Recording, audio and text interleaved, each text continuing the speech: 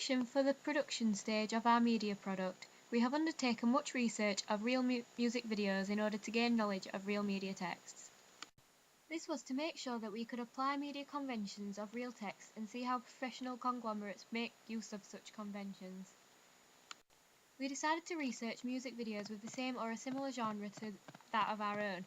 This was to make sure that we were using conventions of indie acoustic videos rather than just music videos in general. This helped us to target our audience of 15 to 25 indie lovers. We tried to pastiche a lot of these conventions in order to make our product look like a professional indie acoustic music video. Due to our genre being a hybrid genre, this meant that we had the freedom to take conventions from each of the genres in order to make our video a combination of the two. This could be reinforced by Barry Keith Grant's theory that all genres have subgenres. We challenged the stereotypical idea of indie music videos being filmed or edited in black and white. This is because we wanted our video to look more vibrant and therefore more visually appealing. In terms of conventions, we mainly followed the conventions for acoustic videos. When carrying out research, we saw that when an artist does an acoustic video, they are very often filmed in a scenic setting. Therefore, we decided to pastiche this idea through our choice of shots in our music video. We knew that we had to come up with a genre in order to sell our product to our audience, which Jason Mitchell found that the media industry also does, therefore making our product more professional and realistic. We did, however, research pop videos in order to work out the basic conventions that are featured in a genre other than acoustic. We found that the two styles of music video juxtapose quite dramatically. This is because pop videos are very high budget and elaborate and often involve the artist being shown as either a commercial exhibitionist or an electronic shaman. They are also seen as quite hectic and vibrant. Despite our song Everything's Alright in France following certain pop conventions, such as being quite upbeat and fast-paced, we wanted our video to be a lot more minimalistic and also simplistic. We did this by avoiding a lot of camera movements by using a tripod, meaning we avoided techniques such as panning and tracking. This is because we wanted to keep the relaxed tone of the video, although there is a section of the video where we use a handheld camera movement in order to convey the artist's emotions. This is because we wanted to keep the relaxed tone of the video, although there is a section of the video where we use a handheld camera movement in order to convey the artist's emotions. We used conventions from both the acoustic and pop genre to create our video. We used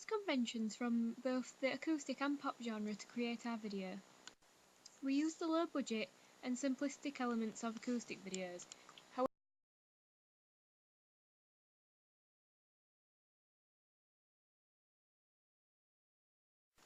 Furthermore, in order to create a preferred reading that our artist is progressing through his life, we showed him walking through the different locations which physically showed him embarking on this journey.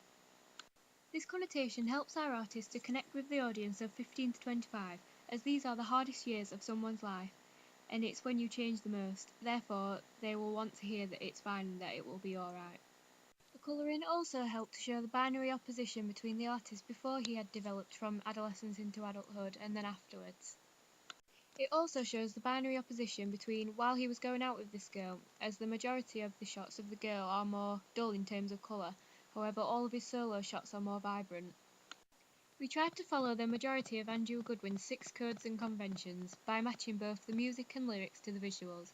We did this by including montage sequences of a girl when the lyrics say, "I fell in love with a girl." This was to add emphasis on their relationship as the whole song is based around this. We matched the music with the visuals by matching shots of our artist playing guitar with the guitar in the track, and also by making him lip sync. We also followed his convention of the close-up. This was to reinforce theories such as star persona and artists being a commercial exhibitionist. However, we missed out conventions such as star iconography. This is because our artist is not well known, therefore there is no star iconography that matches his name. However, we did use props such as a guitar to match our acoustic genre. We also used a lot of scenic locations to connote peace and serenity, which is the effect that acoustic music also tries to give out.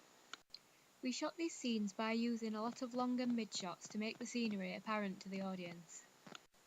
We also matched our artist's costume to the genre of music as we dressed him in a hoodie, jeans and Converse. This is a stereotypical costume for those belonging to the indie genre.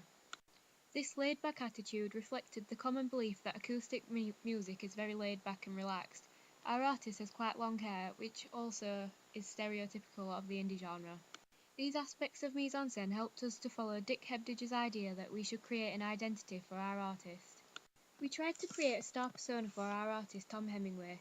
This is because, as Dias suggests, an artist is defined by their image rather than their music. We did this by including a lot of shots of Tom. This is because our artist is not a very well-known artist, therefore being able to put his music to his face is essential if we want to sell him as a brand. We challenged Carl Rogers' theory of ideal self or partner to a certain extent. This is because our artist isn't really, as everyone would say, model perfect. We chose an artist with imperfections in order to make him look more down to earth, which means that our audience will find it easier to relate to him, and therefore makes him more likeable and makes him representative to our target audience. We did, however, include shots such as close-ups of an attractive girl throughout our video, which means that we did support the theory in some way. We mainly challenged Sven Carlson's theory that all artists are one of the following: commercial exhibitionist, televised bard, or electronic shaman.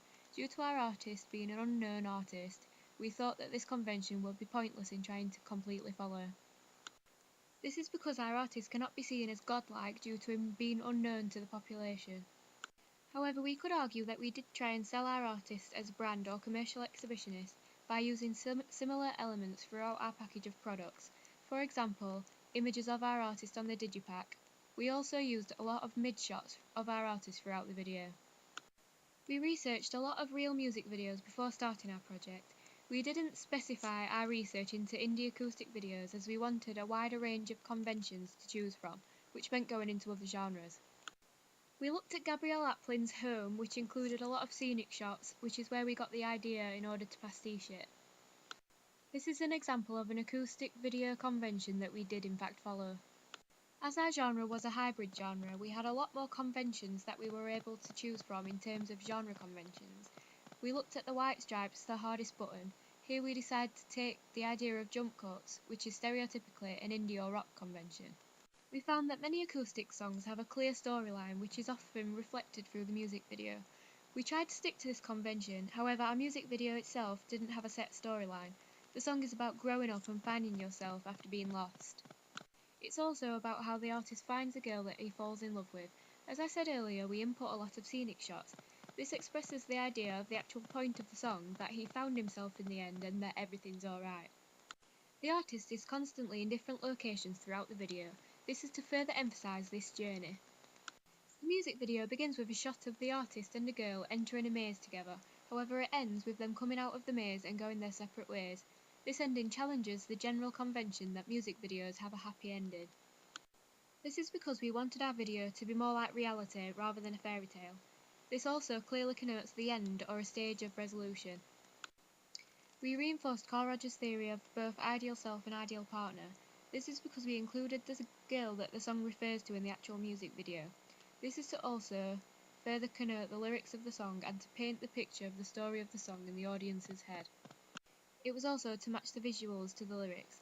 We have used this in various different places throughout the video in order to reinforce this idea. I could also add that it helps us to broaden our target audience by inputting this montage of shots. This is because the video then creates an ideal self and ideal partner for both males and females. The colouring of these shots connotes the artist's confusion and emotion for this girl, as they are mainly shot of quite a dull colour. It also suggests that the relationship was a blur. The fact that the montages are edited in slow motion also shows connotations of these feelings, as it suggests that the world slows down when he saw her. We managed to both challenge and support Richard Dyer's theory of star persona due to our choice of images and shots throughout our set of products. We challenged the theory by using a scenic shot on our promotional poster rather than an image of the artist. However, we reinforced it by using an image of our artist for a front cover of our digipack. Also, the majority of our music video was mid-shots of our artist, or close-ups of our artist playing guitar. The significance of the bubbles in the shots is to resemble the fun laid-back feel of acoustic music videos. However, I do think that this is quite a unique idea, as I haven't seen this in any other mainstream music video.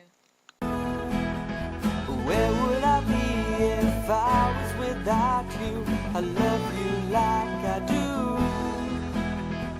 Where would I be if I However, the bubbles were leading somewhere, but all in different directions. Therefore, this suggests that our artist is finding himself, however he could go down many paths to get there.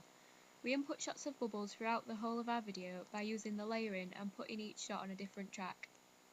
In terms of our ancillary product, we tried to stick to all the main conventions of both digipacks and promotional posters.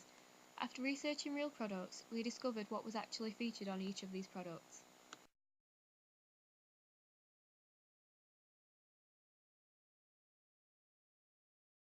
When researching promotional posters, I noticed that the Scripts poster featured an image of their album artwork.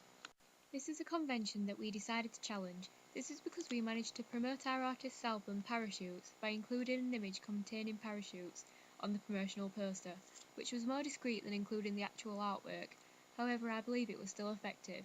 We decided to be more discreet in order to make our audience think, rather than having it spelled out in front of them. We also decided to challenge the convention of promotional posters including an image of the artist or band. This is because we didn't want our poster to look stereotypical, as our artist was an unknown artist that we didn't want to be seen as mainstream.